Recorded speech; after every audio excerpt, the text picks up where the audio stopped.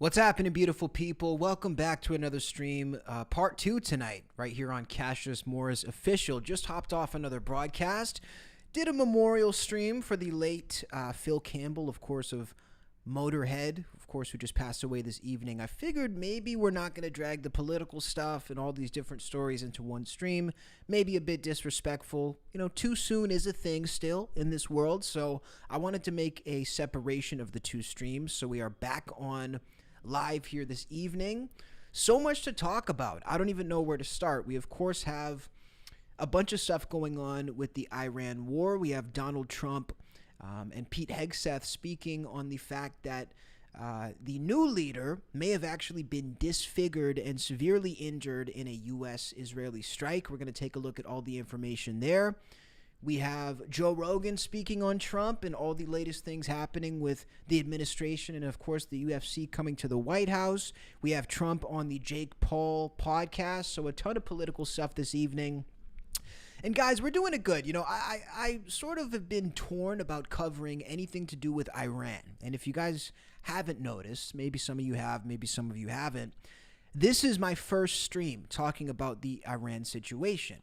And the reason I decided not to do a stream about this yet was because I am not interested in sitting here and playing geopolitical analyst. If there's a specific story for me to talk about where I can collect all of the facts and do my due diligence as a reporter, as a journalist, then I'm going to cover that story. But one thing I'm not going to do is come up here and pretend to be a CNN panelist or a Fox News expert on these issues. I always say it, and I'll say it again. These live streams are meant to be like a conversation at the barbecue, like a conversation in somebody's kitchen where we all have our say.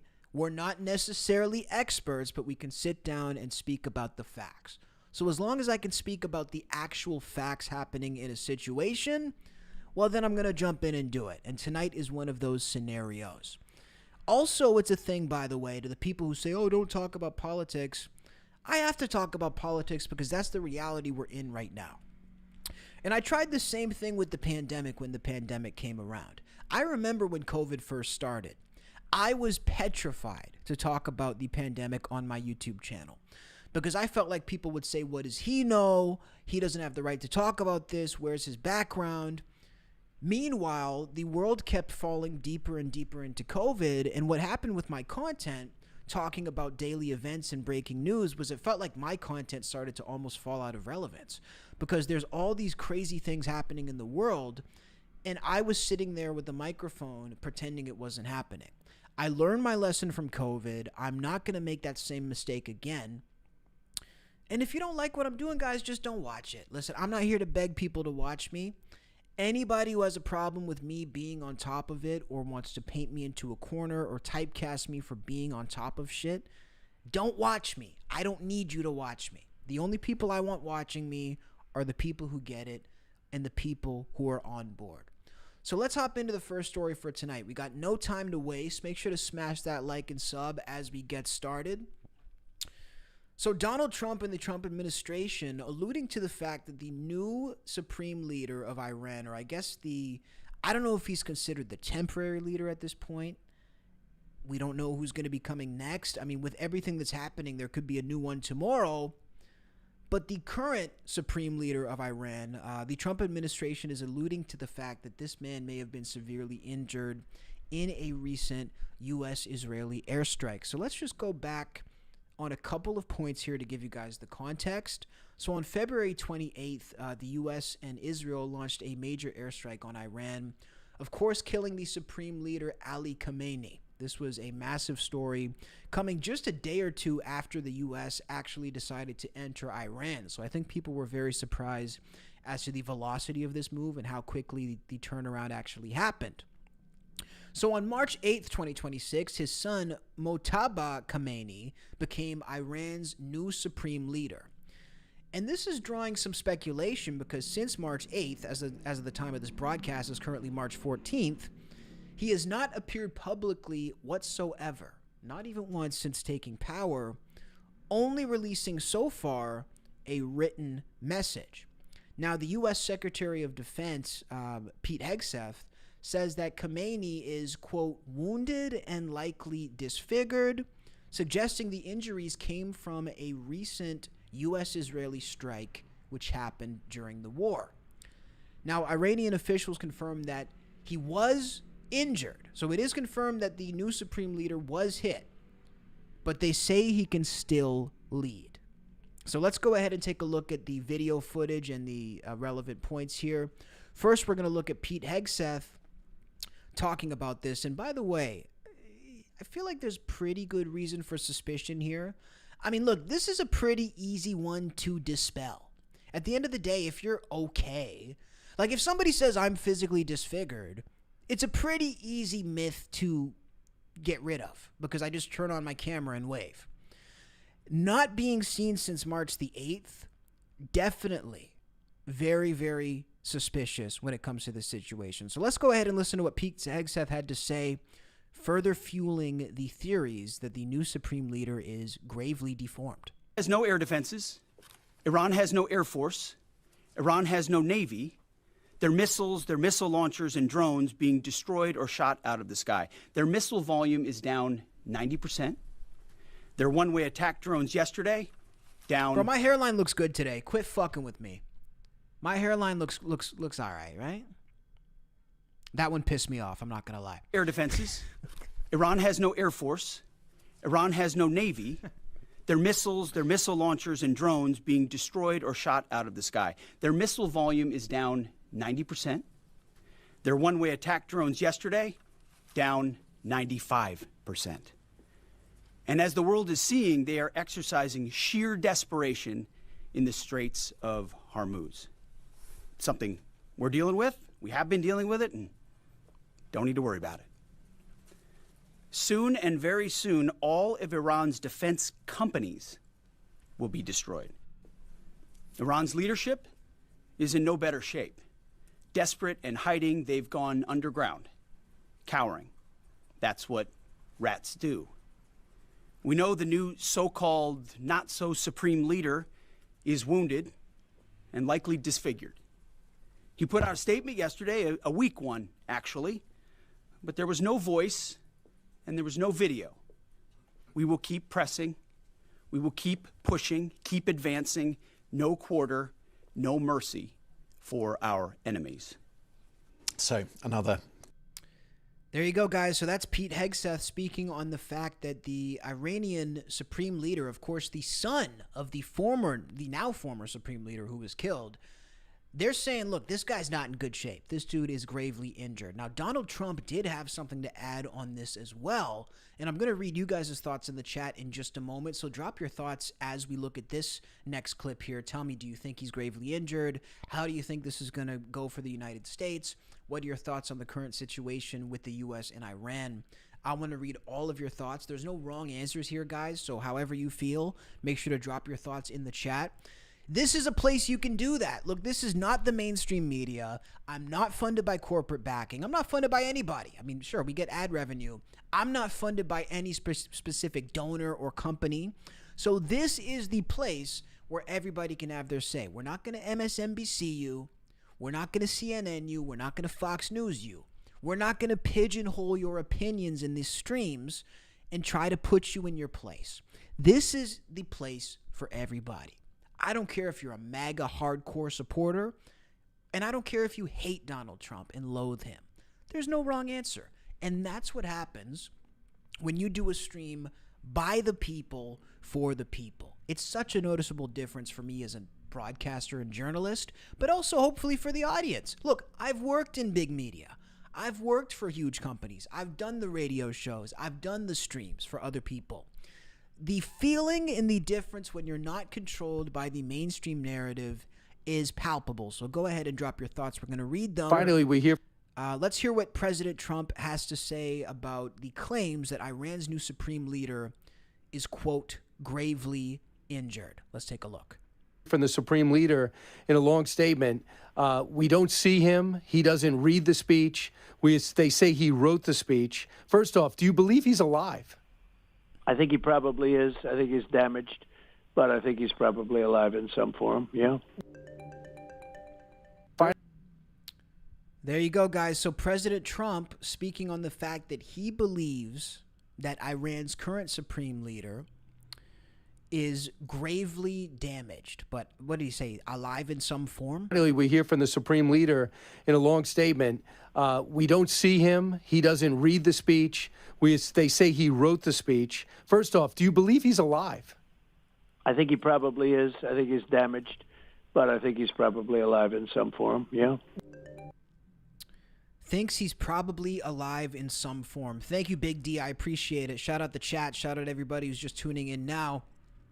So let me know what you guys think about this. At the end of the day, a lot of different perspectives that could be had. It's a very complex, multi-layered issue. But the main thing that we're looking at is the concept that, look, they just went in and killed the supreme leader. He was then replaced, and then they went ahead and gravely injured and deformed this guy. Now, if you're asking me whether or not I believe this, I'm going to say it's definitely true. And the only thing that leads me to believe this is true is the fact that the supreme leader has not been seen. I don't know every single detail about Iran and the way that they work as a country, but the one thing I do know is that they're a very proud country. They're a large country, and they're also a country that takes great pride in their leadership. For all the controversy they get, for all the issues that could probably be improved upon in their systems, they take a lot of pride in what they've built. They take a lot of pride in their leaders, for the most part. You know, a lot of opposition in there as well. But I think, generally speaking, it's a very prideful nation, a nation that takes a lot of pride in what they do. If somebody is saying that your leader is barely alive, he's clinging on to life, he's gravely deformed, I would greatly assume that the first thing these people would do is get this guy in front of a camera to show the world that he's not hurt. Because that's what a proud nation would do. And just think for a second if the roles were reversed. Imagine if somebody in Iran was on a stage speaking about Donald Trump, and they said, we made a strike in the USA, maybe they struck DC, and Donald Trump is gravely injured, he's actually deformed, and he's barely clinging on to life. Let's say that somebody from Iran made that statement. Now, I can't see into the future, and this is a hypothetical scenario, but I would be willing to bet every penny in my bank account. So you guys get a whole $12 if you win, a whole $12. I would bet every penny that I have that Donald Trump would make a public appearance probably within minutes to hours of that statement being made. If the statement was made at night, he would be in front of the camera the next morning. If the statement was made during the day in American time zone, he would be in front of the camera within minutes. Because no prideful nation, no proud nation, no nation that really wants to have their leaders seen as strong and competent is going to allow a story like this to survive if there's even an inkling of it that's not true. That's what I would say. There's no nation in the world that I could think of that would let this stand if this is the rumor about their current leader. Deformed, alive in some form. They're making it sound like he's a vegetable. They're making it sound like he's weak. They're making it sound like he's unfit to lead. So what's the explanation? You know, Iran has not offered an explanation as to why they are not letting this guy speak publicly or be seen. They're not offering an explanation as to what happened to this dude in terms of his physical condition. It has been confirmed that he was injured in some way, but that doesn't tell us anything. How severe was the injury? Was it a, cognitive thing? Is it a physical thing? Did he lose a limb? I mean, what is the nature of the injury? What is the nature of what happened to this guy? And what is his condition? We are not getting any of those answers. So guys, if you're asking me, I would say he's 100% in very bad shape. And I'm going to read the chat. I mean, let me know what you guys think. Is there any possible reason that could make sense? Let's say he's not injured, that they wouldn't clear this up immediately. And again, I'm not a political analyst. I'm not the guy from Harvard. I'm none of these guys. I'm genuinely just asking the question based on the information we have. Could it be a political play? Could it be a wartime move? I don't have the answer. I'm genuinely asking. What could the motivation be if he's not injured to the level that he's deformed? to let this linger? What could the reason be? Maybe it's to make them look weaker while they make bigger moves. I don't know the answer. That is the point of this stream. Let me see what you guys say. Why did you run? Because it says Iran in the title. Oh, so funny, bro. Dad jokes. I love it. This war is evil. Agitated. I completely agree with that. Look, all wars are evil. And it's almost more insulting and evil when it's... see, it's tough. I don't know how far I want to go down the rabbit hole because I don't have all the answers. And unlike all these douchebags who hold a microphone that you're going to come across, because there's many of them, all these douchebags who want to hold a microphone and talk about the war want to pretend they know every angle of the war. The one thing I'm going to try not to do is to try to interject too much personal narrative into it when I'm not an expert. I'm not going to sit here and tell you, well, the war should not happen because of this, because I don't necessarily know the ins and outs of that. I'm not going to tell you the war should happen because of this, because that's not my bag. What I can tell you, though, without being an expert and still being accurate, is that yes, the war is evil, and it's horrible to see all these people die. I think that's just a basic thing that we can say. Let me see. Shouldn't there have been a big funeral by now for the Ayatollah, says Geo. That's a good question. I mean, that's a very good question. The only thing I could think of is I would imagine things are running very differently right now. You know, any traditional customs, anything that was put in place before this, I would imagine has gone by the wayside. You know, for example, in the UK, there was a whole procedure for when the Queen died. And they followed that procedure. And in the UK, it's funny, my parents were actually in London the day the Queen died. Completely messed up their vacation because there was a whole series of events that had to occur after the Queen passed away. There was a procedure to be followed. I would imagine there's something similar for Iran, but the thing is, how are they going to follow typical procedure when they're at war? So that's a very good question. We may actually Google that as well. Will there be a funeral for the Ayatollah? That's a very good question. D. Klong says they're embarrassed to admit he got fucked up. Look, I think that's more than likely, D. Klong. I think Iran, look, definitely not the greatest PR for the country at the moment, given everything that's occurred. They got jacked. 2 days into an invasion, they got jacked. Their supreme leader got jacked, okay? Really, there's not much else that can make them look worse except for this. So, yes, I would say that if there is something like this that can make them look worse, they will keep it close to their chest. Because why wouldn't they? They already look terrible. They already look weak. It's a nightmare. Somebody said I look like who? I look like I have a pet turtle named Franklin. I have two, actually. I should go for president?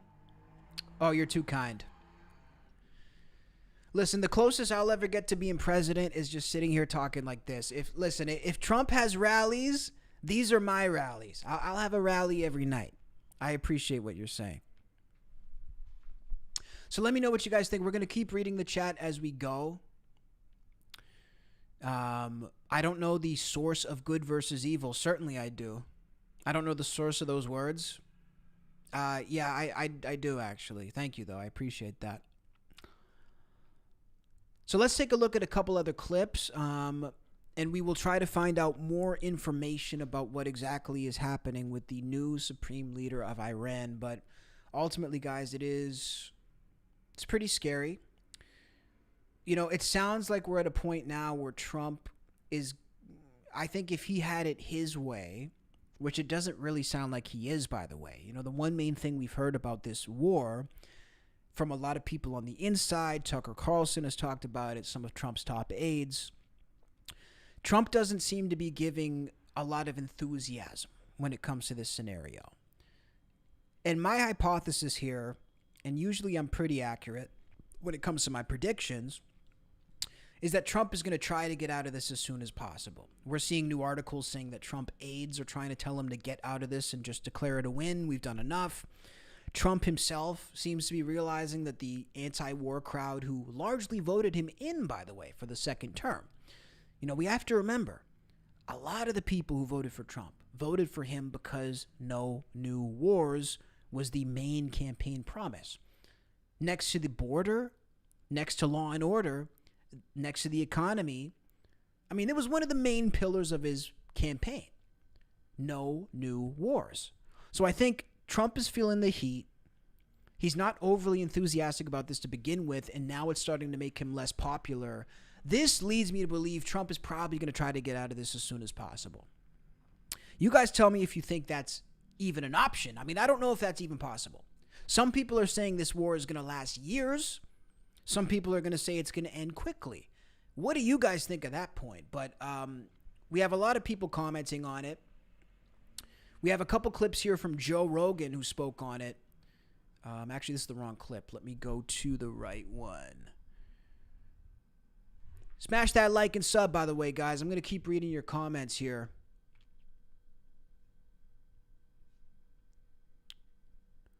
Is it all a distraction? I don't even know anymore, dude. Because everything they do, it's like they would need another distraction from this if it was a distraction. So I'm really not sure. Let's look at this clip of Joe Rogan saying that many people who voted Trump in are disappointed and feel betrayed by the war in Iran. Let's take a listen. I said, let's take a listen, damn it. Got that Thailand Wi-Fi.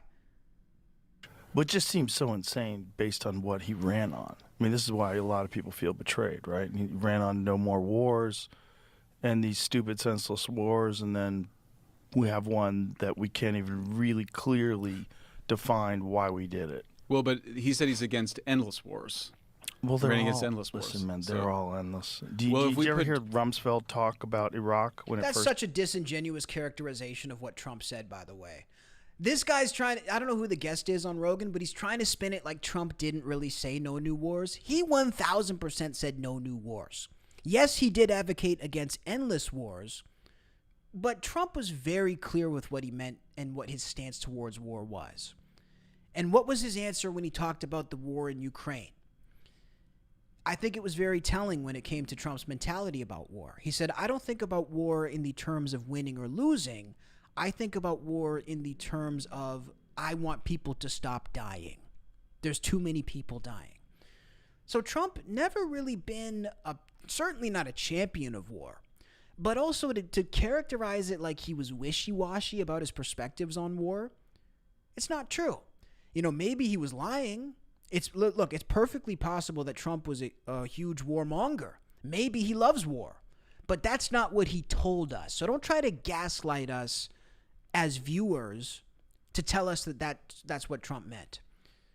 That's the one thing I hate and why I am so disgusted with politics. Well, one of the many reasons I'm disgusted by politics is the gaslighting. Don't sit here and tell me one thing on tape, because here's the crazy part. I can go back and look at it. Don't try to fucking talk to me like I'm stupid. And don't try to talk to anybody in my audience like they're stupid. That's when it goes too far. Don't tell me that Trump wasn't telling us every day, no new wars. That's not my quote. Why does everybody have the same quote? Did we come up with this? No. That's a Trump quote. Do we have to pull up the picture? Trump, no new wars of him and J.D. Vance and the edits. What are we talking about?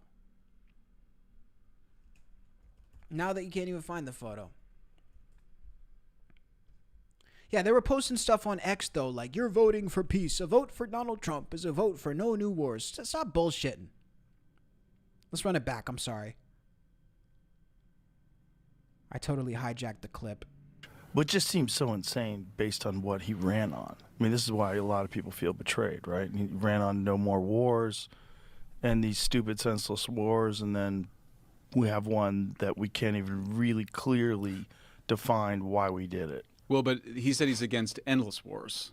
Well, they're running all, against endless wars. listen, man, So- they're all endless. Did Well, if we you ever put- hear Rumsfeld talk about Iraq when it first happened? Tell me. They were talking about like 6 weeks. 6 weeks. Oh yeah, 6 weeks.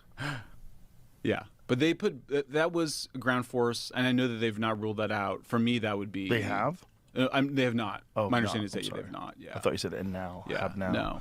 No. But they don't seem eager to go into. I mean, I criticize the Venezuela action because I sort of was like, how are you possibly going to run Venezuela? And then I think a little bit more time passed, and I was like, oh, they're not going to try to run Venezuela. Like that's not what this is.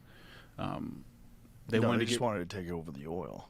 Yeah, and even there, I mean, the oil, it's not significant at any global level. It's hard. I don't even think it's really about the oil. I don't think it's about the oil. I don't think it's about the oil in Iran either. Well, the oil reserves are significant. It's just the type of oil and how to extract it is extremely difficult. Oh, it's the worst, Joe. Thank you for the Bible verse. Big abundant reserves are in the Amazon. So you're talking about what a nightmare. It's super far away. It's terrible. You had a guerrilla conflict. If you had a guerrilla conflict break out around those oil facilities, I mean, it's already more expensive because you have to heat up that particular type of, it's really heavy oils. If you heat it up to get it out of the ground, then you have to heat it to transport. It's a total nightmare. And as a conservationist, I would say that would be the last place I'd want to see us getting oil from. There's a lot of other places that have oil. We shouldn't be going into the Amazon. So what, if anything, makes sense to you about this attack in Iran?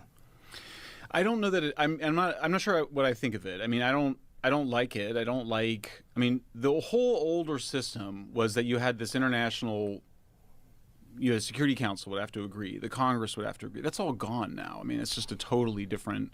This guy is just acting. He says he's not getting where they want to get in the negotiations with the Iranians, so he says we have some leverage over you, and we're going to use it. Similarly, But clearly, Israel wanted this.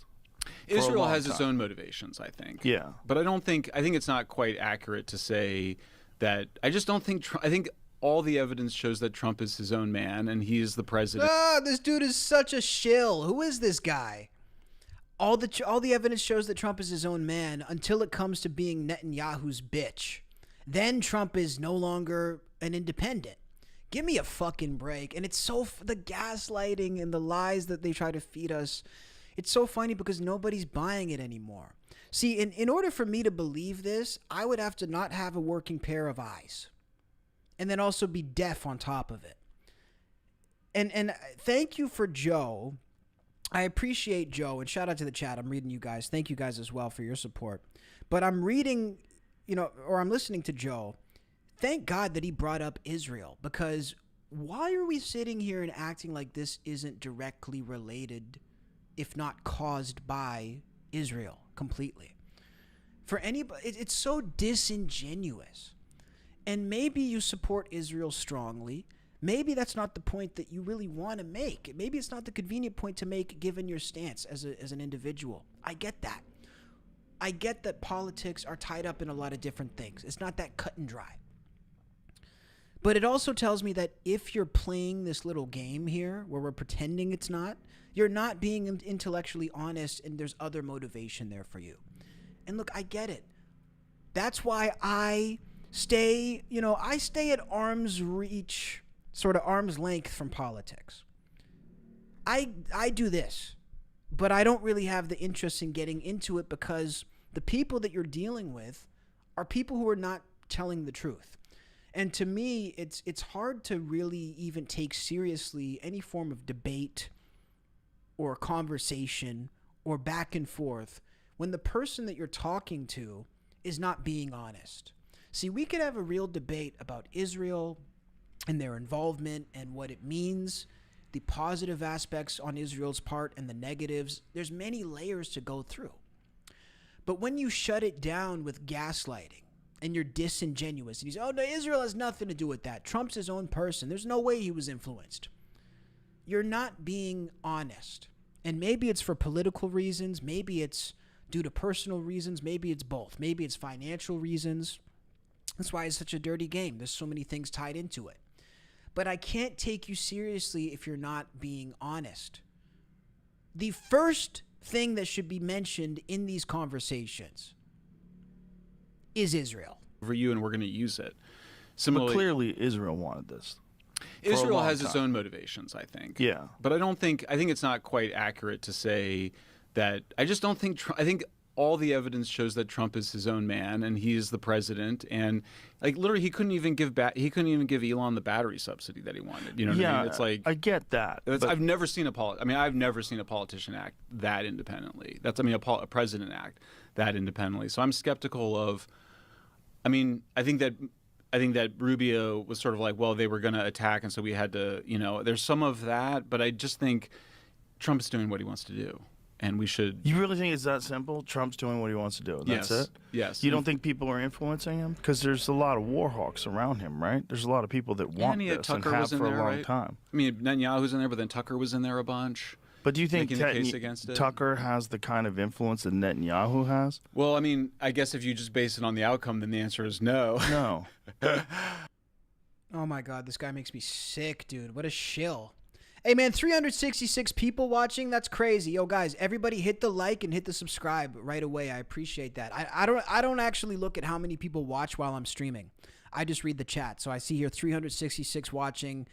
W's in the chat, baby. Let's go, everybody. Let's run this shit up. I love it. So yeah, look, it is disingenuous, and I see all the people complaining and crying in the chat. A lot of people supporting me. I prioritize that. I appreciate it. Others trying to come at me.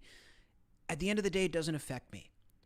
We're speaking from the heart. We're speaking the facts. And if you don't like the facts, I don't want to do business with you. See, here's the thing. I'm not giving you guys necessarily my personal philosophy. We're looking at the facts and piecing them together. Anybody who's not down with that, me and my people are good over here. We don't need you guys, okay? Me and my people in the chat, like Era, like Starboy, like Joyce, like Geo, like everybody here who I see, we're good without you guys. We're piecing it together. If you want to ask me to be dishonest and, well, don't say it's this or don't say it's that, I'm going to say what it is. Because we're looking at it like it is. But what do you guys think about Rogan's statement? I mean, do you think that a lot of people are feeling betrayed when it comes to Trump and this whole war with Iran? I think the answer has to be yes, right? I mean, and here's the thing. To be disappointed by this war doesn't necessarily even mean that you completely oppose it. They're giving us reasons as to why it's happened. They're talking about the potential threat of Iran, which, by the way, has been discussed since the early 90s. I mean, I don't know. Maybe we should. We're going to pull up a couple of videos. At the end of the day, you could agree with all of the reasoning that they are presenting. You could agree that they were about to strike. You could agree that they're an existential threat to Israel and other countries in the Middle East. You could agree that they shouldn't have nuclear weapons. You could agree with all of that, all the talking points. But to agree with all that doesn't mean that you don't feel betrayed by Trump because, again, one of the main campaign promises, no new wars. And even being righteous about it, too. We have to remember two different instances here as to why this may make MAGA people feel betrayed. One, Donald Trump, on top of running for it, running on it rather, he actually tried to make a big difference between himself and Kamala for this exact reason. One of the main things Trump was saying about Kamala Harris was that with her at the helm, we would be walking directly into World War III. He said it multiple times. He pointed at her on stage in front of all the cameras, in front of the whole world, and told us multiple times to our faces, well, maybe not to our face, but looking at us down the barrel of a camera, and said, this woman on my right will march us into World War III if she wins this election. He used it as one of the campaign promises, but also as one of the main distinctions between himself and the people who were trying to ruin America. Now he's turning around and doing the exact same thing, and he expects people not to feel betrayed. That's not how it works. The second thing is, Trump was very righteous even with other leaders after winning. You look at the video of him with Zelensky. Let's look at a couple of videos. Okay, let's look at a couple of videos because I think it's good for the memory. There's so many things that happen. There's so many different points. Let's look at the clip of him and Zelensky where he tells, I saw a couple people in my chat saying Trump doesn't have the cards. I mean, this is a dude who was just fighting about World War III and very upset, by the way, that World War III was even a conversation on the table. Let's just run this back for a moment. Speak very loudly about the war. He's not speaking loudly. He's not speaking loudly. Your country is in big trouble. Can I Wait a answer? minute. No. You've done a lot of talking. Your country is in big trouble. I know. You're not winning. I know. You're not winning this. I. You have a damn good chance of coming out okay because of us. Mr. President, we are staying in our country, staying strong from the very beginning of the war. We've been alone, and we are thankful. I said thanks You haven't in been this alone. cabinet, You and haven't not been only alone. in this cabinet. We gave you, through I this said stupid thank president, $350 billion. You voted we gave for you your military equipment. That's my favorite response from Zelensky, by the way. I'm going to play it. But I love how every time Trump is like, oh, don't listen to our president. That guy's an idiot. Zelensky's like, you guys voted for the president. Imagine going to a country and they're like, oh, don't listen to the guy running our country. That guy's dumb. It's like, you voted for the guy. $1 billion. He seems confused by it. Stupid president, $350 billion. You voted we gave for you your military equipment, You and your voted men for are your brave, president. but they had to use our military. What about if you didn't have our military equipment, You invited if me you to didn't speak. have our military equipment, this war would have been over in 2 weeks. In 3 okay? days, I heard it from Putin. In 3 days, this Thanks is for the something sub. Maybe new. less. In 2 weeks, of course, yes. It's going to be a very hard thing to do business like this. I tell you. Just say thank you. I said a lot of accept times that thank there, you accept to that, American people. accept that there are disagreements, and let's go litigate those disagreements rather than trying to fight it out in the American media when you're wrong. We know This was so good, bro. This was so entertaining. that you're wrong. But you see, I think it's good for the American people to see what's going on I over understand, there. sir. I think it's I very understand. important. That's why I kept this going so long. You have to be thankful. You don't have the I'm cards. thankful. Here it is. You don't have the cards. You're buried there. Your people are dying. tell you You're again, running I low know. on soldiers. Don't- Listen, don't please, you're running Mr. low on President. soldiers. It would be a damn good thing. Mr. And then President. then you tell us, I don't want a ceasefire. I don't want a ceasefire. I want to go and I wanted this. Look. If you could get a ceasefire right now, I tell you, you take it so the bullets stop flying and your men stop getting killed. Of course, we want to stop the war. But You're I saying said, you don't want a ceasefire. But I said to you, I want a ceasefire. with guarantees. Because you'll get a ceasefire faster than an agreement. Ask our people about ceasefire, what they think. That wasn't doesn't with matter me. for you what- that what wasn't this with me. means. It That was wasn't with with a you. guy named Biden. Somebody said it's not entertaining, it's scary. I mean, yeah, it's both, dude. That's the thing. It's like it is just like the train wreck effect. But yeah, I'll give you that. It's scary because we got to deal with this shit. It would be more entertaining if it wasn't deciding our fate. Biden, who was not a smart person. But this That is was your, with, this that was is with your Obama. president. It was your president. Excuse me. That was with Obama, who gave you sheets, and I gave you javelins. Yes. I gave you the javelins to take out all those tanks. Obama gave you sheets. In fact, the statement is Obama gave sheets and Trump gave javelins. You got to be more thankful, because let me tell you, you don't have the cards. With us, you have the cards. But without us, you don't have any cards. I forgot how savage that clip was. You don't have the cards. You're gambling with World War III. But look, who's gambling now?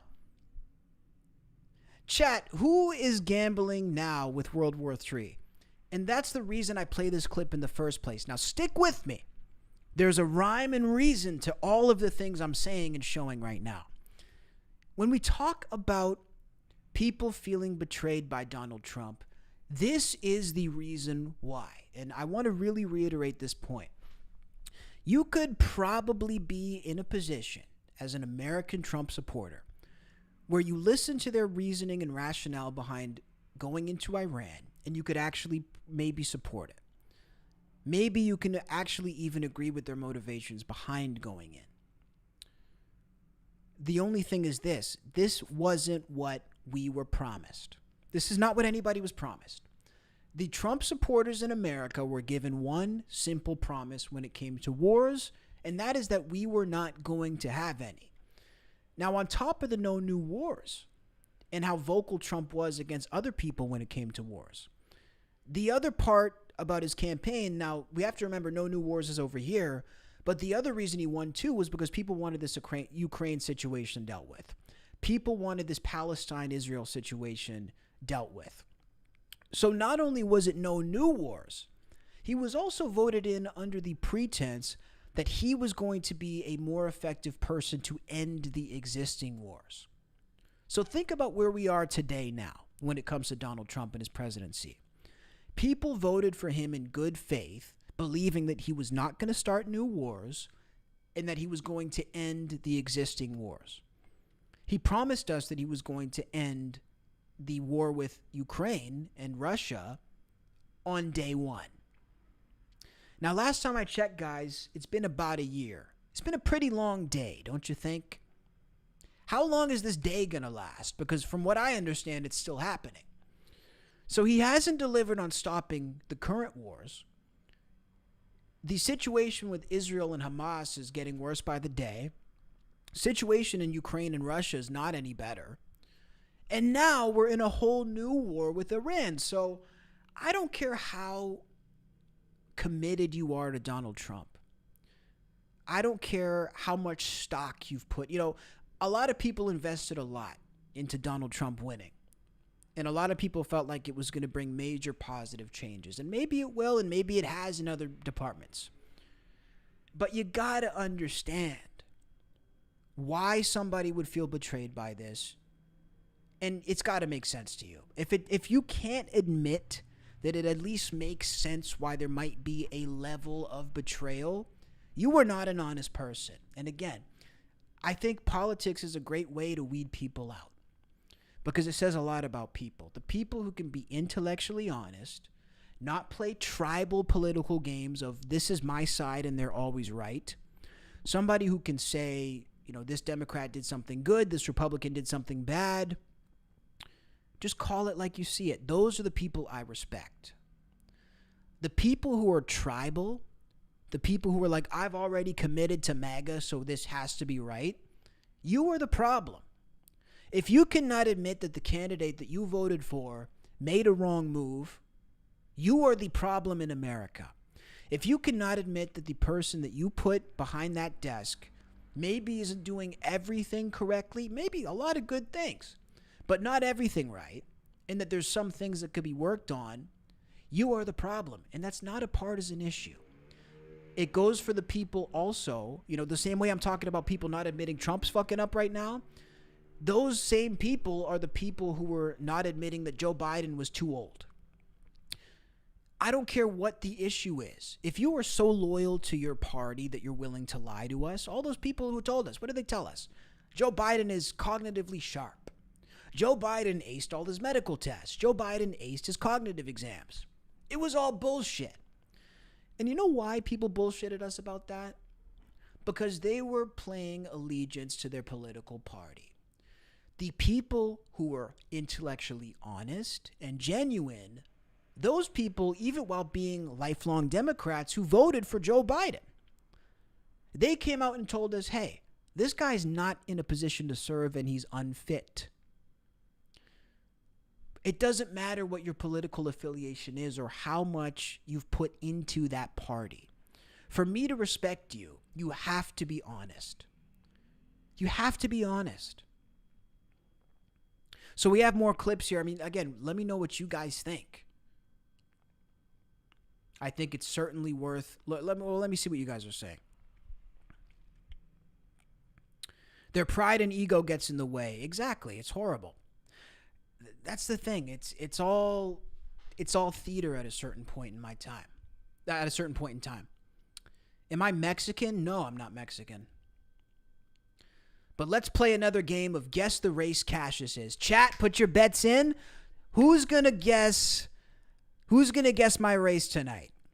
I've gotten a lot. I got Arabic the other night. I was walking. I met some dude from Dubai. Brother, Habibi, I'm from Dubai. Are you Arabic, man? You Arabic? You Muslim? No, I'm not Muslim. You look Muslim. I know. I look like everything.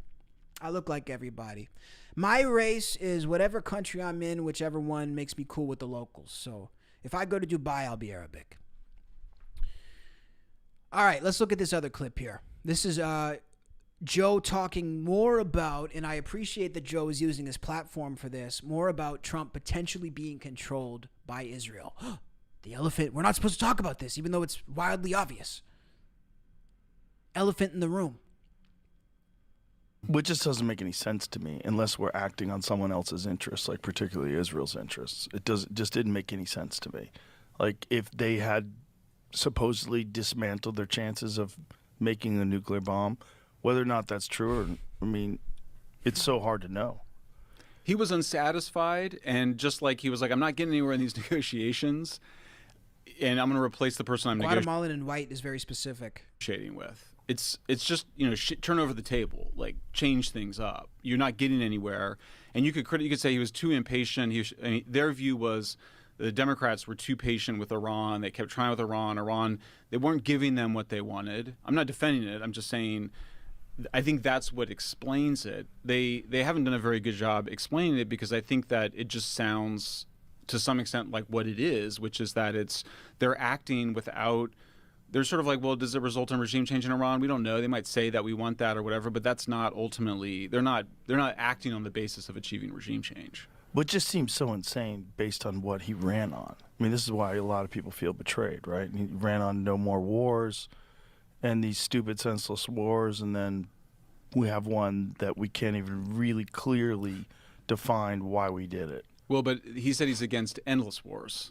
Well, they're running all, against endless wars. Listen, man, So- they're all endless. Did Well, if you we ever put- hear Rumsfeld talk about Iraq when it first happened?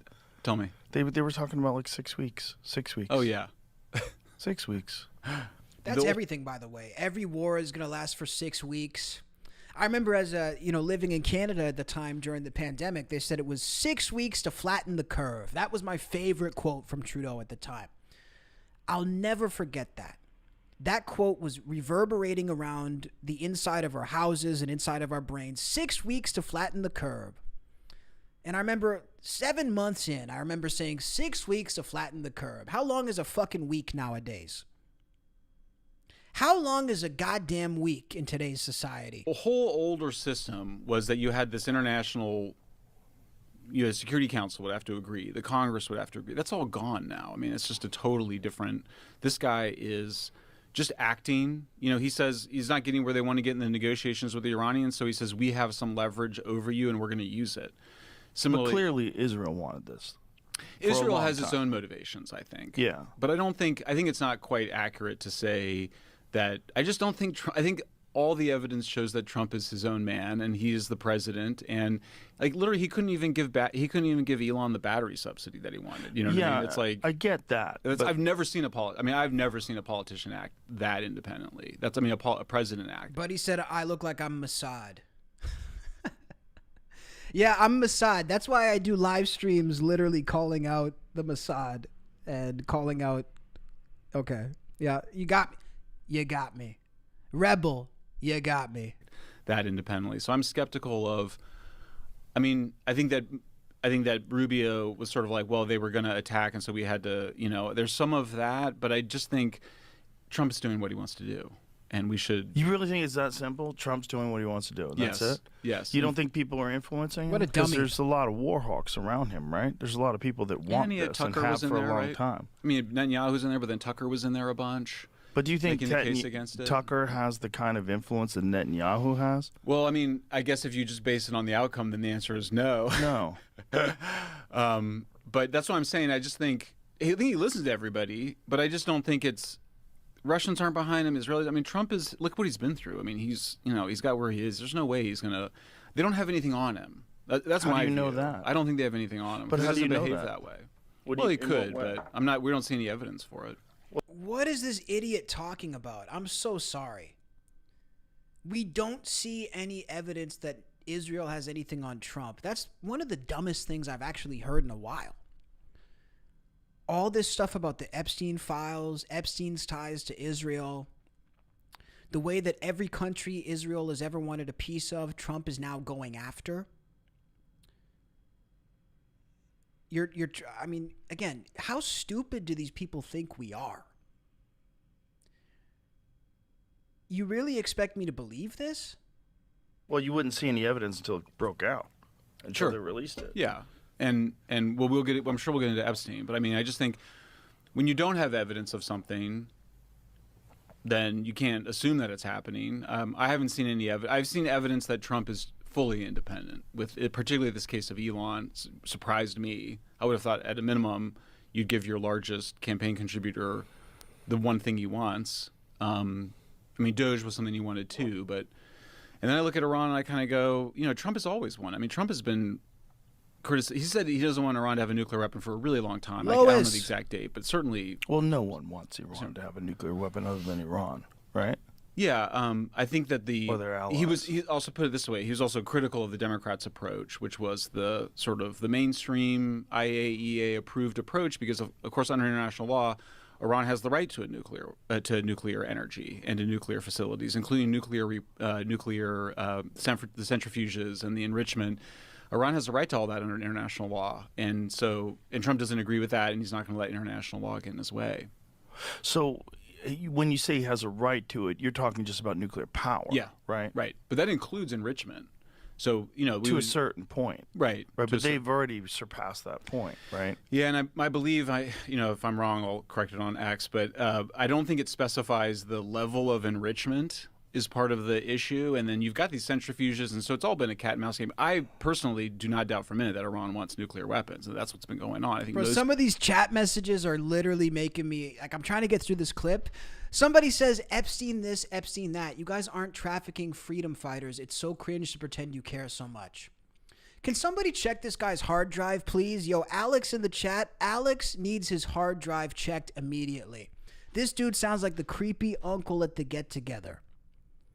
And that's what all of you guys are. All of you dudes who try to divert and distract from the Epstein files, all of you people who try to downplay the Epstein files, you guys are probably pedophiles also. I'm not going to lie.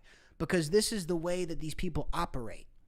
This is why people are trying to normalize these things through television shows and Disney and news stories, and even pushing all this stuff about Epstein on us now. Even pushing us these interviews to humanize Epstein and to try to make him seem smart. All of these things are a calculated play to downplay this, to keep it happening.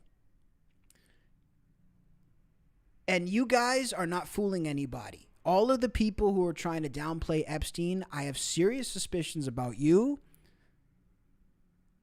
And I would like to see your hard drive checked immediately. People think that, but the Obama administration was like, we can. If I don't get outraged by much, but yeah, trafficking children, I'm gonna get outraged. Yes, we can lift sanctions in exchange for controlling their nuclear program. Trump has not, for a very long time, agreed with that approach. I think he was criticizing it for many years before 2016, before he decided to run, but definitely for the last 10 years. Did you read the thing today that came out that they're discussing some sort of a leaked transmission that seems to be an activation of terror cells? Iranians have? Yeah. But I'm not surprised. Right. Sounds bad. Yeah. That's one of the things that obviously, that was the first thing I thought of, was like, oh great, are we going to get a bunch of Iranian suicide bombers in the United States now? It's obviously. I don't know if it's going to be suicide bombers, but I would imagine it would be something a little bit more destructive than that. Could be.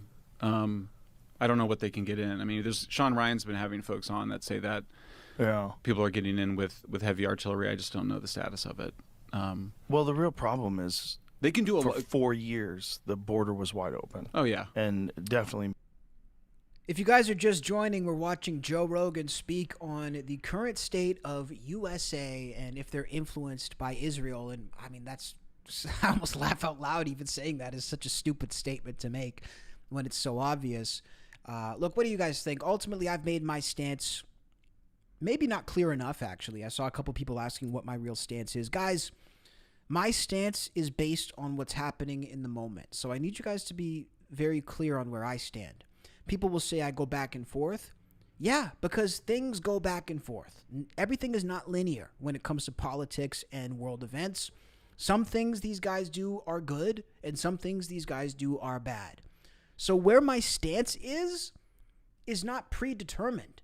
That, to me, is the sickness in politics. If I go into a situation already predetermining my outcome, like if I go into every situation with Trump saying, I like Trump and he's innocent, so I'm going to support him, how can I have an honest, objective take on anything? If I go into every conversation saying I hate Trump, there's nothing good he could ever do, how can we have an honest discussion about anything? So I need this to be clear. I do not predetermine my take on these things based on how I feel about a politician. How I feel about a politician is based on what they do, and it adds up and accumulates over time. So that's all I can say. When Trump was in his first term, I did a lot more positive about him because I felt like he was doing a better job. If he turns it around now and all of a sudden we see lower gas prices, jobs going through the roof like we did the first time, record job creation, you know, we keep seeing positives, we keep seeing international relations get better like we did the first time, then he will get a lot of favorable coverage from me. If he is a puppet to Israel, protecting pedophiles and running around starting world wars, violating the law, he's not going to get good coverage from me. And that's not going to change just because I like the guy or if I like the guy or whatever, or if I don't like the guy. So that's where I stand. It's nothing to do with how I feel. How I feel about Donald Trump is not relevant. And people seem to think that their opinion on the guy is somehow. I need you guys to understand, whether you love him or whether you hate him, your opinion on a politician as an individual is not relevant. It's not relevant to what's happening. It's not relevant to the outcome of anything whatsoever. And the faster people can detach from the predetermined opinions that they have about politics based on their allegiance to their party, the faster we can get to a better place of discussion. You know, we can have better points of discussion. We can have more honest discussions if we move away from the predetermined opinions. Just have an opinion on what's happening. If you like Trump's moves that week, say he made a lot of good moves this week. If you think he's fucking up, just say he's fucking up. It doesn't matter if you voted for him. That's the point nobody seems to understand. You don't have to predetermine your opinion on politics. You can change it. Just like everything else in this world, things are malleable. Things can be changed. Things can be massaged and adjusted. You can, put something over here, it pops out this side. Things are different on a day-to-day basis. And you can have general thoughts and opinions, that's fine, but it shouldn't influence the final outcome of your thoughts.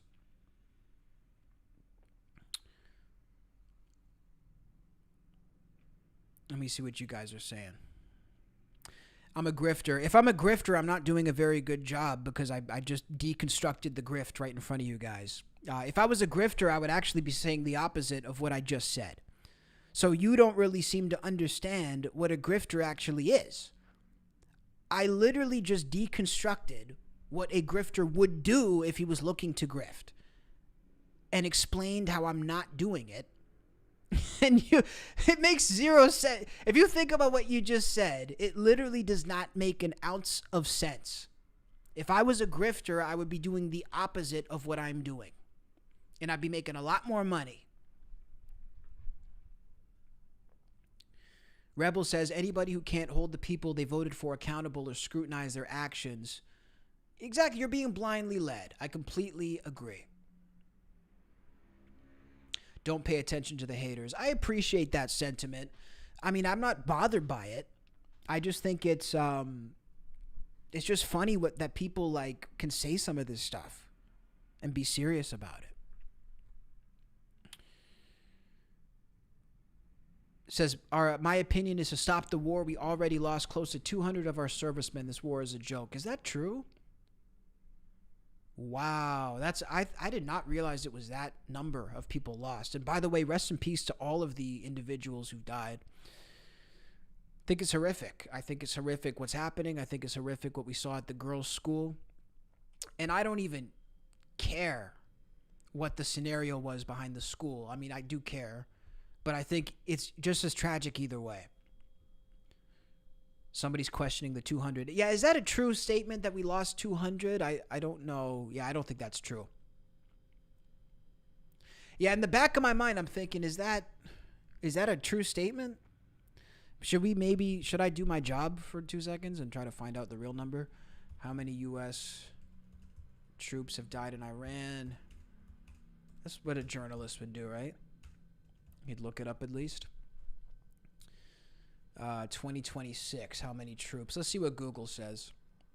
So Google claims it's been 13 to 15 service members who have passed away.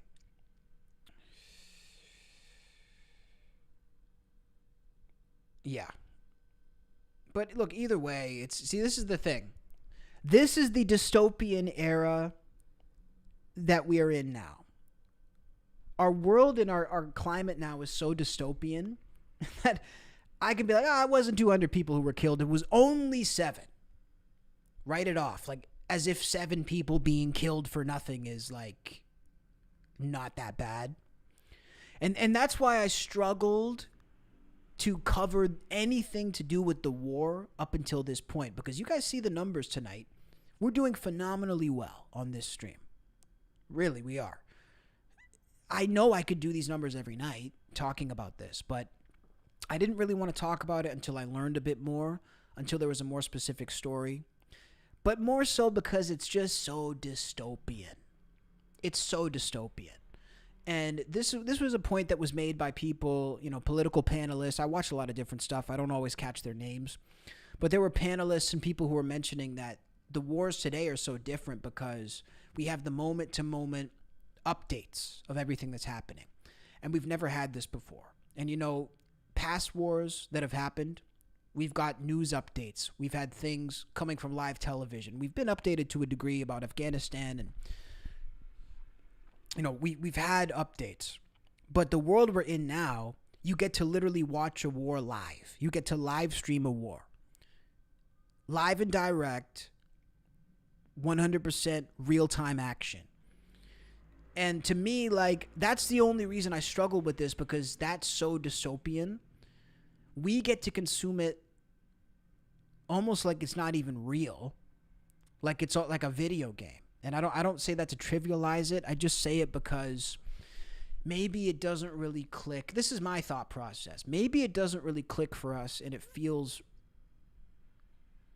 I don't know. It feels unreal. It feels like it doesn't really connect because of the way that we're being served it. I'm scrolling on TikTok and I'm looking at these videos and my life isn't being affected, but people are actually dying. So the concept of live streaming a war and commentating to me is so dystopian. But again, the only reason I wanted to jump in tonight is because, one, I have actual points to articulate and I've learned more. But also, we can't sit and act like it's not happening. So that's why we're here in this moment. I'm not going to sit and act like it's not happening. And I would even be willing to say, before we play the next clip, that if you do have any kind of a platform and you sit there and act like something isn't happening when it's an event of this scale, you're actually doing a disservice to your audience, but you're also on the wrong side of history. And that doesn't apply to everybody. Look, I think there's people who politics aren't part of their brand. World news isn't part of their brand. I think if it's not part of your brand and it doesn't serve your brand to grow it, then you should avoid these things. But if you're like the Adam Carolla type, Joe Rogan, a commentator, a podcaster, a streamer, I think if you have any articulate points to make, you should make them now, because that will put you on the right side of history. I don't feel comfortable sitting here and acting like this shit isn't happening. So I appreciate you guys. I'm just reading what you guys are saying. It's so small I have to lean in because my computer's really far away. Era says everything started feeling very off since they started releasing the files. Yeah, I agree with that. So do you guys think this is any kind of a cover-up for the Epstein files or no? I want to see what you guys think. I'm going to save my thoughts. We're going to play another clip. Let me know what you guys think in the chat. Is this a cover-up for the Epstein files, the World War III? Well, not World War III yet. One more clip of Rogan. What's the right side of history? Using your platform to speak about what's happening in the world instead of cowering. That's what's on the right side of history. So, like I say, if I'm coming on here speaking about breaking events and current events every day, it's pretty cowardly to act like this isn't happening. Because maybe somebody might disagree with me. I don't give a fuck if you disagree with me, to be frank with you. If I did, I wouldn't be doing this. So that's ultimately what it has to be. That's being on the right side of history. One more Rogan clip. Yeah. I mean, it's just such a I mean, the whole situation internationally has been so tense already with what's going on in Gaza, with what's going on in Ukraine. It's like, and to add this to the pile, it's like, I mean, it genuinely feels like there's a real possibility that we might be entering World War III. You guys don't like Joe Rogan? See, I always assume that my audience likes Joe, but my audience really doesn't like Joe. I mean, I don't necessarily like Joe either. I just play it because it's relevant. I mean, nothing I'm playing, that's the thing. I'm not playing like what I'm a fan of. You know the funny thing about me too? I do not watch any of this stuff unless it's with you guys. You know, I put up a post recently that said the only YouTuber I watch is me, and a lot of people took that as me being egotistical, and I found that quite funny because that was not an ego thing. That was a genuine fact. I don't watch any of these people because my whole life is a YouTube video. My whole life is either recording a YouTube video, doing a live stream, or editing a video. So I have no interest in watching anybody's show, anybody's podcast, ever. I only watch it with you guys. Oh, some of you guys like Joe. Well, I guess there's a few people in here, so it's going to be split, right? I mean, I don't dislike Joe. I'm not really a fan of anybody, honestly. You have far left views. So I've been called, what have I been called? So tonight, apparently I'm a fringe right-wing conspiracist, a far left Democrat, and a Israeli Mossad spy. I feel like that kind of does, I mean, which one are we going to go with? We have to sort of pick. I can't be a right-wing grifter and a liberal Democrat and a Mossad agent all at once. There needs to be like a certain, like there needs to be something to tie it all together. I'm not following, to be frank with you. A decade. Frankly, folks, I don't get it, folks. Frankly. So let's go to the next video. We have Trump on Jake Paul. Should we watch it? Yeah, we'll watch it. 20 minutes. Maybe won't watch the whole thing. I wanted to watch this because this seemed like the most random interview in the world. Trump going to sit down with Jake Paul. And when people talk about damage control and distractions, this is the definition of a damage control PR distraction, because why? Why, when we're in the midst of a war like this, do we need this interview? It's so dystopian. It's so otherworldly that I have to watch it, guys. I have to watch it because there's no other way to wrap my mind around it. I don't understand. So let's watch this. We need people like Joe in the chat. I agree, actually. I completely agree. Negative opinions about Rogan are mostly from the left. I said nothing negative about Rogan. I don't know what stream some of you guys are watching. Yeah, like some people just make, it's like you guys decide what I'm saying, but you're not actually listening to what I'm saying. You're telling me what I'm saying when I'm not actually even saying that at all. Name one negative thing I said about Joe Rogan in this entire live stream. I will wait for that. Okay, let's watch the interview. Smash the like, smash the sub, guys. Appreciate everybody who subscribed so far. So, Mr. President, what an honor. Thank you very much. Yeah, thank you for sitting down with me today. I think we'll get into some personal stuff, some fun stuff, and yeah, it's an honor. We're here at a factory doing a rally. It's my first rally, and it's actually my first show on this podcast, so you're gonna be my first and last that's guest. Good. Well, we're gonna have to get good ratings. We got to get some good ratings. We better.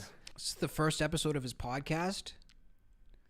See, this is how you know that, and I'm not hating, by the way. I mean, look, if you can get the president, get him. But this is how you know the whole game is rigged. The whole podcast game is rigged as fuck, dude. It's just rich people. We've gone from people honestly trying to make a show to Donald Trump being on episode 1. This is where we're at. You were flying in on Air Force One. Right. Is it true that you watched the Joshua fight on Air Force One? I watched it. I watched you, and I thought you were very brave. He's a pretty big guy, you know. He's good, and he's legit. Look, he's a legitimate fighter, and I thought you were great. You did yourself no harm. No. Other than your chin, maybe. Other than the jaw, which is healing. How big is the TV on Air Force One? Good. It's good. It's good. The best you can have, I tell you. You know, they view it as cost is no object, right? But it was good. I got to see that. I really watched it. We had a whole plane full of people watching you. And you know, if size mattered, yeah. Then I said he's going to be in trouble. And they say it matters. I got into the ring with him, and I realized he was much bigger than I thought. You didn't see that like at a weigh-in or No, anything? not at the weigh-in, not at the press conference. And then I got in the ring. I just saw his size, and I was just like, okay, this is going to be a tough night. So who do you fight next? It's a good question. I think Francis Would you Ngannou- ever fight him again? No. No, I don't think so. I think I need to go stay at my weight class. I think so, right? Maybe doing some MMA. We're promoting fights now Right. on Netflix. We got Ronda Rousey versus Gina Carano. Maybe Usyk in MMA. Bro, what is this podcast? I'm sorry. What are we doing? What the fuck are we doing, guys? I'm going to try to get through this. I really am. But we are in the middle of what's about to be World War III. Why is the president doing a podcast talking about the UFC? What is actually going on right now? I feel like I'm almost like I'm on drugs. Like I feel like I can't be in a sober mind state when this is supposed to be my reality. I'm not following this. Right. Francis Very good. Ngannou, Ryan Garcia, maybe Tommy Fury. There's a lot of. Who would you want to see me fight? Well, I probably Khabib. How about Khabib? I'm down. You know, I think he's been just great. When they say who is the best of those, I mean, I've had a lot of fights. I've had Mike Tyson and a lot of them. That was great. Have you ever been in a fight? I heard a rumor about you like helping Kobe one time at a game. What? Is that was a a true long story? time ago, right? That was. Is this a Yeah, true story? Well, it wasn't a fight. I was breaking up a fight. Okay. Which sometimes is more dangerous than being in a fight, right? But no, I like Kobe. Kobe was having a hard time with somebody, and it worked out fine. But yeah, I broke it up. Probably not a smart thing to do. I'd love to see a video of Trump breaking up a fight, by the way. I mean, Trump as a fighter, maybe potential. Dude is quite tall. I mean, he's not a small guy. What do you guys think, Chad? He's going to be the new welterweight champion, heavyweight? Historically, it's never good to break up fights. Yeah, I try to de-escalate situations a lot. But you're gonna be at UFC 250. I will be. It's going to be amazing at the White House. And Dana's a great guy. He's a good fan of yours, you know. Yes. But Dana's a good guy, the best. I mean, there's nobody like him. And he had the idea of staging it right at the front door of the White House. We'll be right in the front door of the White House. And he's got a tremendous card. What do you guys think about the UFC being at the White House, by the way? I got kind of sick of the Rogan clips, so I stopped playing them. But Rogan says this is weird. And he feels like it's almost like uncomfortable to do it at this point in time. What do you guys think? I mean, I kind of feel the same. But I feel like we need to let it happen because it is such a marker of where America's at. It is such a poignant moment in time about their lack of ability to read the room that I think we actually need to let it happen. Because actually going through with this in a time like this in the world, it says everything about the country, and it says everything about where we are at. If there's ever a point in history that can say where we are at right now when it comes to leadership, this in the history books will say everything. Everything. Yeah, chat seems to agree so far. I don't even know if it's filled out, but I just saw it, and it looks like it's going to be, you know, all top guys. They all want to fight at the White House, so it's going to be in honor of the 250th year. So it'll be great. No, I'm excited. I'm excited to see Sean O'Malley. He's the homie. Oh, yeah. He's a great fighter. And that's what I wanted to ask. So you went from boxing promotion, apprentice, TV shows, and then eventually, you know, obviously real estate, and then eventually was like, okay, I'm going to go into politics. How did that transition happen? Because, like, I see myself wanting to get more into this world. I believe it's the biggest way to create impact and change Would in you America. ever run for office? I think so. That's what I'm asking for some Ah, so that's what this is about. Okay, so I was trying to piece it together, because this was either being done for Trump or for Jake Paul. I was trying to piece together, why is this interview happening? Who are they doing it for? So this is a Jake Paul political play. Now it makes sense. advice. Like, how did you make that transition, and was it hard? So, yeah, I don't know. I had to do it. You know, it's hard. A lot of people talk about it. You had to do it. And I had one shot left, because you get to a certain age, you have a few years left. You got about 40 years to make the decision. But I had one shot. You know, the timing was good. But if I waited longer, it wouldn't have been good because of the clock, you know, the famous clock. Yeah. Father time. Yeah. And so I had to make a decision. Do I do it? And I made it, but I was thinking about it for years. I used to talk about it because I was well known. I was very well known. I was successful, did well, loved real estate. Then Thanks for the sub. Apprentice. Mark Burnett was great, and we did. You know, I did lots of #1 bestsellers.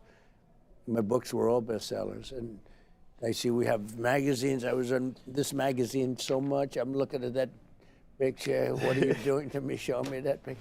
This is the coolest magazine cover of all time. Yeah, well, it's like. Was it like hot on your ear? Could you feel the bullet? You had that throbbing feeling. You knew there was something. It was a bloody mess. What happens is, well, you know this better than anybody. The ear bleeds more, because I said, why is there so much blood? And the ear's a big bleeder, having to do with cartilage. I didn't want to go into it too much, but it was bloody as hell. So when I checked, I put my hand up. I said, you know, I brought it down, and it was loaded up. So I said, that's either the biggest mosquito bite in history, or I just got shot. And that was not a pleasant experience. Yeah, my adrenaline was pumping. I'm sure your adrenaline was pumping. Like, when my jaw was broken, I just couldn't really feel it. Oh, so you knew that you had a broke, and you didn't? No, my brother told me. I was talking to him, and my teeth were like in the center of my mouth, and he was like, "Yo, I think your jaw is broken." And then I grabbed it. And but when he was hitting you, you didn't feel the. It was the last punch. It was the last punch? Yeah, the very last punch of the fight that did it. So. Wow. That's when I went to the floor and was like, whoa. Was that hard to recover from? Yeah, it's still. I feel like Jake Paul had the worst injury, by the way. I mean, Trump does get to say he got shot in the head, so that's I feel like that's a pretty big claim, pretty big injury. But breaking your jaw the way Paul did, the one thing I'll give Jake Paul is he's a pretty tough guy. I mean, the amount of hits that he takes and the risks he's willing, you're willing to fight Mike Tyson, you're willing to fight people who are going to knock you the fuck out. I'll at least give him that. The boy's got courage. But who do you guys think had the worst? I feel like Paul had the worst injury, yeah? It's still healing. Yeah, I'm not able to fight till later this year. Will that heal perfectly, though, eventually? Hopefully. It won't have lasting impact, right, I hope? No, I think it'll be able to grow back stronger, hopefully, so. It's amazing because, I've known a lot about fights. I've hosted a lot of fights over the years. And it was amazing when you started doing this. I said, it's not possible I call it a civilian, for a civilian to beat a professional boxer. Because I've seen, even if they were much older, because, they've been the best fighters and all. And at first I said, well, is this really happening? Because, you were beating guys, UFC guys who weren't retired that long. Yeah. And I just didn't think it was possible. And then I realized, you really are the real deal. The one problem is this last guy was so big and talented. Didn't he win the Olympics, too? On top of gold everything? medalist. You didn't need this. No, I know. People said I was crazy. Would you have done it again knowing how it worked out? Yeah, I don't have any regrets on it. And I love a challenge, and it motivated me to get better. And the experience of being in the ring with someone that good and someone that big, I think moving forward, the next people I fight, it's going to be a lot easier, actually. We're not going to suffer through this whole thing. So luckily there's timestamps, guys. We're going to click a couple of timestamps, but I just can't watch this. It's so boring. It's so stupid. it's part of my frustration with my own space as well, because again, every big interview is just an orchestrated clown show, and it's orchestrated by people with big money who are in big business. This interview shouldn't even be happening. Like, there's no scenario where somebody's first podcast is going to be the president and it's going to get this many views. A show that doesn't even exist yet with an interviewer who doesn't know how to do an interview. It's just terrible content, honestly. I don't even want to watch this. Like, it's just horrible. But this is the thing. And I was thinking about it today, like, how far we've fallen in the podcast space. It's like, it's almost like the format has been bought out by like big tech and big business. Every streamer who's big is funded by these, oligarch type people in America, the Peter Thiels of the world, the George Soros. Every big podcast that you see Trump on is just an orchestrated. I mean, all these dudes are orchestrated. They all got the call. It's just so fake. It's so fake. I never thought we'd live in a world where podcasting meant what it means today. Damn, you motherfuckers, shut up! Look at these bikers outside. Do it. Thailand things. Do you have advice for younger people for going against the tide, going against the wind, and just... Well, the biggest victories are when you go against the wind. Yeah. Right? Go against what everyone thinks like can't be done. Those are the biggest victories. They're usually the most lucrative too, even in business. When you hit it, it's a bigger hit. But like, I just said I'm going to do it. I was thinking about it for so long, and yes, I'm lost. That's why we're about to hit 100,000 subscribers. If I'm lost, I would like to be more lost, brother. Sometimes people would say, like, you ought to do it, or don't talk about it. My wife actually said, do it. Or don't talk about it. I'd watch these guys, and like at debates, I say, I could kill him. I mean, that guy's nothing like you. That guy's nothing. Yeah. And I said, I could, there's no way he could beat me in a debate. And she said, all right, so do it or don't do it. But don't talk about it. Yeah. And I actually said, I wasn't sure if I liked that too much. But she would actually say, our first lady is now a movie star, okay? So on top of everything else, she's now first lady and a movie star. It's so stupid. It's so stupid, guys. I'm not gonna torment you with watching this whole thing. Let's just see if there's any good timestamps. I don't want to get in like a crabby mood, because when I watch shit like this, it's just so dumb. It's so dumb. Yeah, Scott in the chat. That's funny. Dude, that's what I always tell people, though. When people are in my chat complaining about what I'm doing, I'm like, you do understand that you have the entire internet at your disposal, right? Like, there's nothing that me as a streamer can do to keep you here, except for be entertaining. So if you are here for a long period of time, it's obviously not me that's the problem. I've accomplished my goal. If you are in here interacting in the chat, I have accomplished what I've set out to do. So I'm not the problem. I don't have a problem.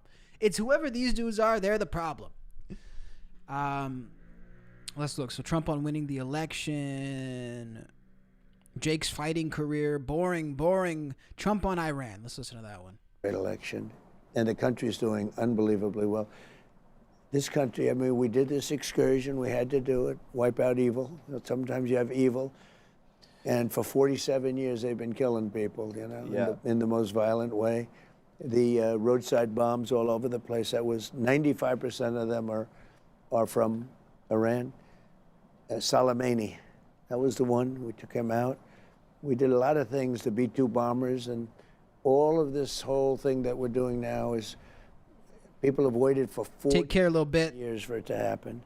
So we have to do it right. But our military has been unbelievable. No, and I commend you for your bravery, and I think so many Iranians do as well.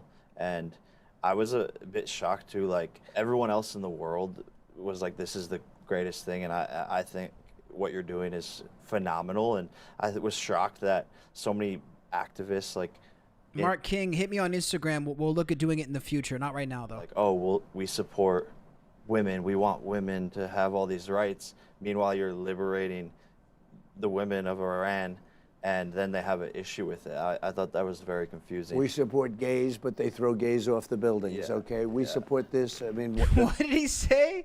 Iran throws gays off of buildings. support gays, but they throw gays off the buildings, Yeah. okay? Is that true? That's pretty funny, man, that he would say it like that. We support gays is diabolical. What does Donald Trump do to support gays? I mean, to be fair, I mean, if you're not doing anything to gay people, I guess you're supporting them. I mean, he doesn't do anything against gays, to be honest. What the fuck? The women of Iran, and then they have an issue with it. I thought that was very confusing. We support gays, but they throw gays off the buildings, Yeah, okay? We support this. I mean, the things they do, and they're fighting. But I think I have tremendous support on this. This is something that's been incredible. I have the best poll numbers I've ever had now. Yeah. And it's not because of this. I think we've just, the economy is great. It's an. He's such a liar, though. His poll numbers are terrible right now. Like the poll that they did. Let's look at the poll. Republicans who support. Hold on. What's going on? Republicans who support. I got to do it with one hand. Iran war. I'm pretty sure like the polls have been horrible. And some of the most historic low polls, by the way, that we've ever seen.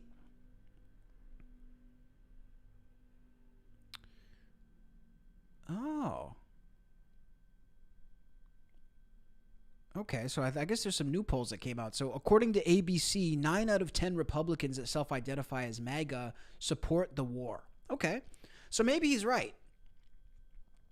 A majority of Americans, 56%, oppose or strongly oppose U.S. military action in Iran. That's what I was reading. Okay, this is the one I read. So that's not great numbers. So 56% of Americans oppose it, period. 86% of Democrats and 6 in 10 independents express opposition. So most Republicans, 84%, either strongly support or support American involvement. Okay. So I guess, he's not lying there. I guess it depends which poll he was looking at.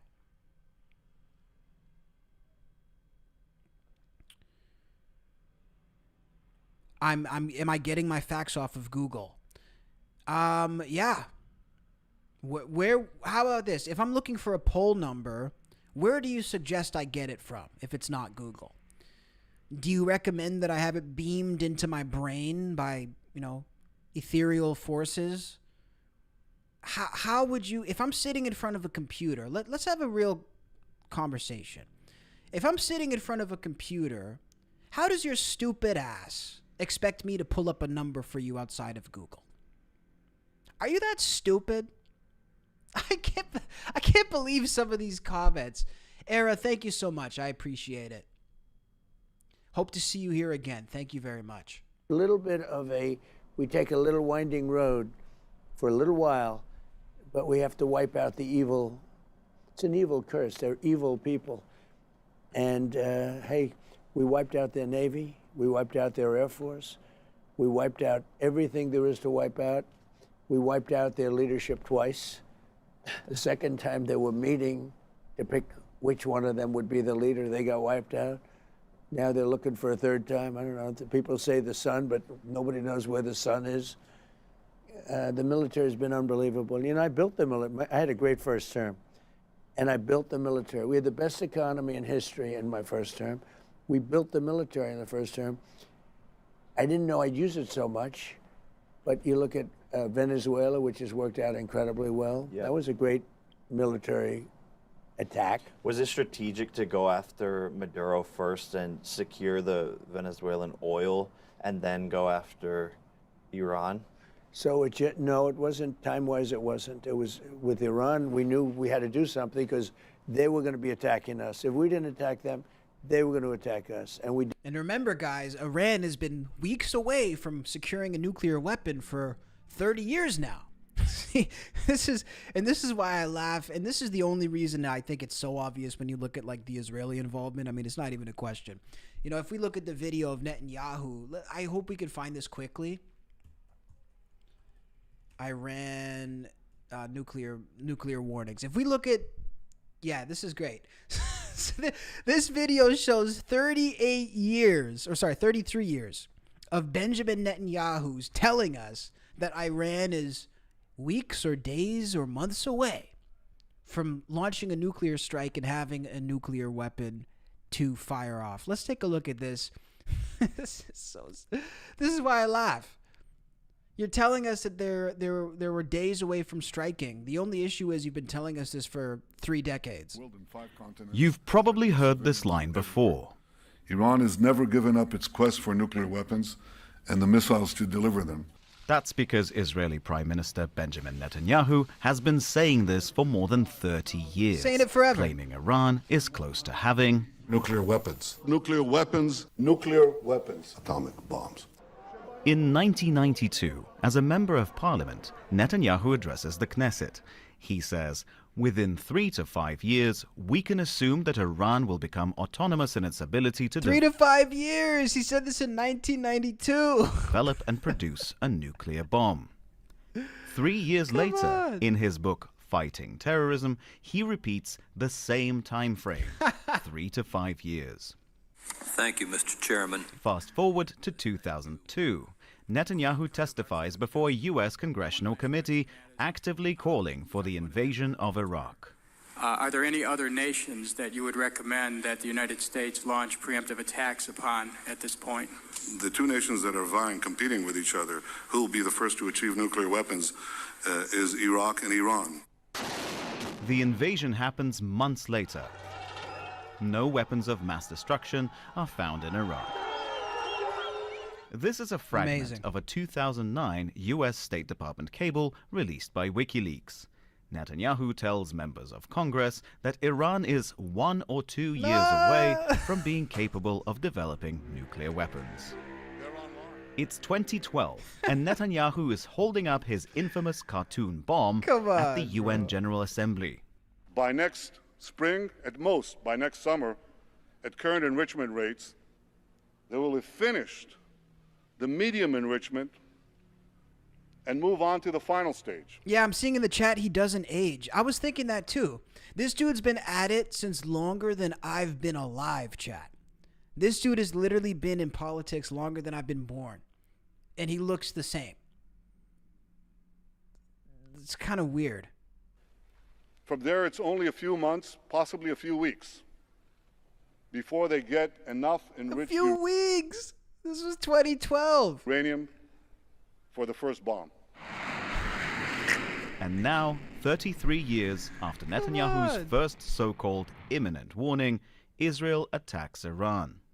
If not stopped, Iran could produce a nuclear weapon in a very short time. It could be a year, it could be within a few months, less than a year. That's despite the U.S. Director of National Intelligence saying Iran isn't building a nuclear weapon months earlier. Iran lied. But for Netanyahu, big time.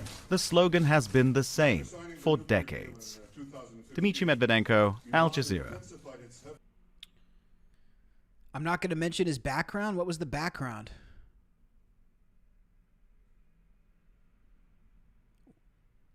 It said Iran lied. I didn't catch which background you were talking about. I'm sorry. In the chat. So what about somebody says, so what about the bombing of a Jewish school in Amsterdam? I think that's reprehensible. That's terrible. I mean, I hadn't read about that, but yeah, I mean, if that's horrible. What about the destruction of Palestine? That's horrible too. Why can't it all be horrible? I don't understand. Is it a competition? It's cool when those guys over there got blown up, but when these guys got blown up, that wasn't cool. Like, what are we doing? What kind of conversation is that? I think anybody being killed for the war of billionaire politicians is wrong. No innocent civilian should be killed for any reason politically. So that's where I stand. I don't know what all the rest is. Did it first. And by going first, we wiped out thousands of missiles that would have been shot. And you can shoot them down, but you need a lot of very expensive weaponry to shoot them down. We wiped out thousands and thousands of missiles by going early, and it made a big difference.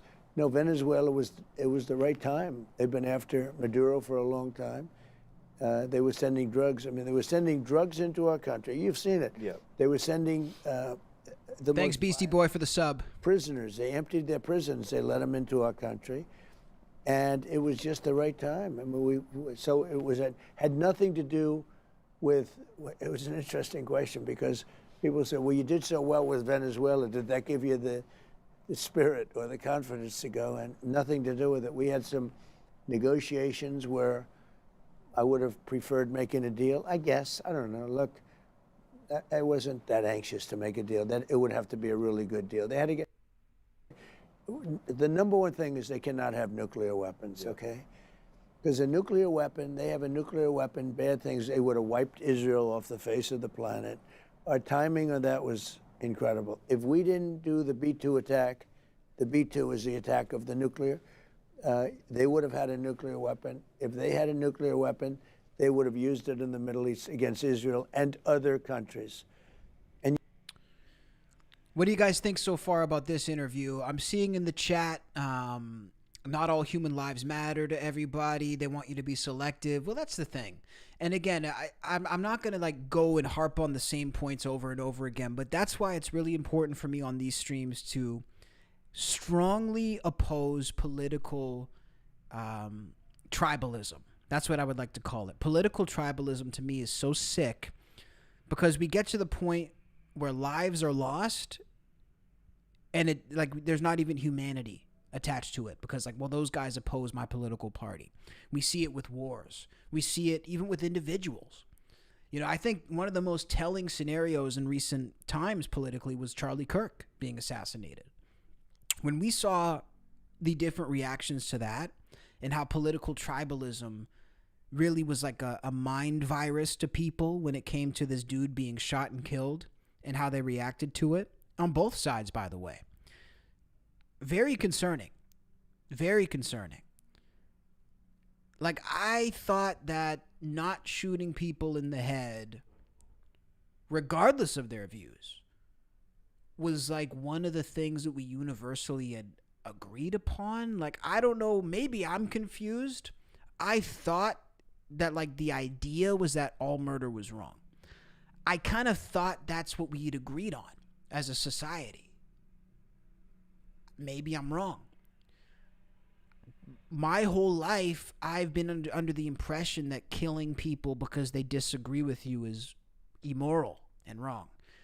I guess somewhere down the line we've changed that, or I don't know what has changed, but it's pretty scary. And it's pretty sick. And you saw that recently? Let's look at one more. Let's look at the last 2 minutes of the interview. So the term MAGA, Make America Great Again, it was such a great term. And that's what I've done. Because literally a year and a half ago, we had a country that was laughed at all over the world. You know that. They were laughing. Yeah, we were just not respected. Nobody respected No one us. respected the leadership. We had a country that was laughed at. The king of Saudi Arabia told me, he said, a year and a half ago, your country was dead. And now you have the hottest country anywhere in the world, and we do. And it's guys like you that make it hot. Thank you. It's guys like you, and it's presidents like me that have interviews with guys like you. But I think you're great, and congratulations to your fiancée, I think, Yes, right? fiancée. She's the best. She just won a gold medal, I tell you, and I watched her win that gold medal, and nobody had a chance. Yeah. They didn't have a chance. Yeah. That wasn't even fair, right? No, she's a legend. I'm so proud of her. It was the greatest thing I've ever witnessed in person. Wow. And to be a part of it. She's a great person, beautiful. You're not allowed to say beautiful. It's the end of your political career, beautiful. But you know what? She's beautiful. Melania's beautiful as well. Yeah, she is. She's doing great. She's doing a Yeah, I just got fucking douche chills watching that last part. Jesus. Yeah, it's bad. This is bad. And Trump seems kind of desperate, I'm not going to lie. Trump is like reaching, like it just seems like a dude who's like sliding down a cliff and he's just trying to grab on to anything that he can grab to like pull himself back up. That's kind of the way that an interview like this seems. I mean, Donald Trump is literally doing an interview on a podcast that doesn't even exist. This is the first, like this show, as of him sitting down, the podcast Trump is doing doesn't even exist. It's not even a real show. He's just literally gripping onto this dude's clout and just hoping that he can make him look better. This isn't even real. It's not even real. So I don't even know what's happening, to be frank with you. All I know is it's an ongoing and never-ending odyssey, my friends, and it's crazy to see the state that the world is in. Hopefully, from us having conversations, and I do feel this way, I feel like I can maybe wrap my mind around it better when we all talk like this. I always feel like I'm confused about what's happening in the world, and I don't get the people who are running our systems and how they even managed to be in power in the first place, and that's concerning to me. But when I come on here and I have these chats every other night on live, and I talk with you guys, and I listen to your perspectives, and we go back and forth, and you know, you guys will tell me I'm right and I'm dead on, and then the next point, no, Cassius, you're wrong about this. You're off base, and I go back and forth with you guys, and I love this because it helps me make sense of what's going on, and hopefully I can provide that and extend that to you guys. That to me is the goal of these streams.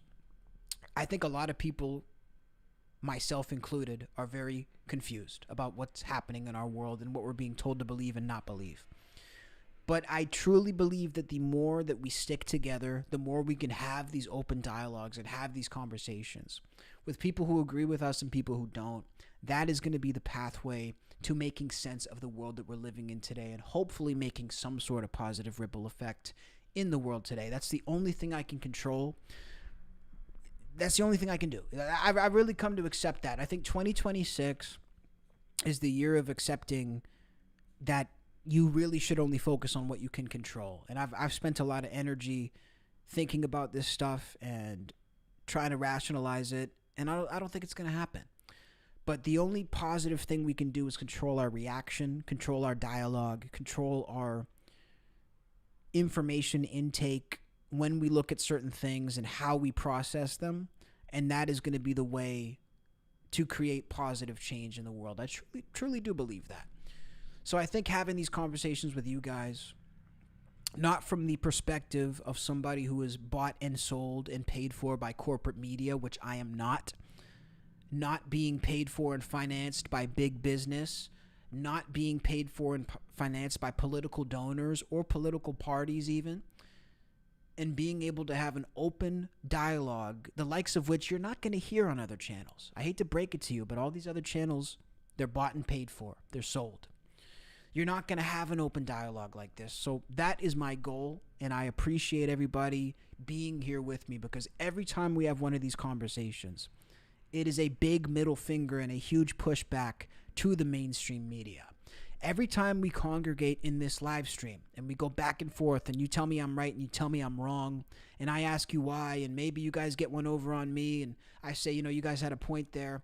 Whatever the discussion is, every time we have these discussions, it is a pushback against the donors. It is a pushback against big business. It is a pushback against corporate media, because this is literally like we're all sitting in my living room. This is from me to you, and there's no middleman. That's the beauty of it. There is no middleman. This is direct to the people, and I thank you guys for being here, and I do hope that you get the same out of it. You get something out of it, because I want people to leave these streams getting something out of it. You know, I feel like a lot of people veer into politics to see what they can get out of it for themselves. See, I'm in an interesting circumstance, because coming from a music and entertainment background exclusively with my content for over 15 years, I actually stand to lose more than I stand to gain personally by doing politics. I've faced a lot of backlash from people for covering politics. People who, by the way, don't even know what my politics are. You know, I've had people see that I'm doing political content and not even actually watch it and unfollow me just because I'm even daring to enter politics. They don't even know what my politics are. I can completely agree with them.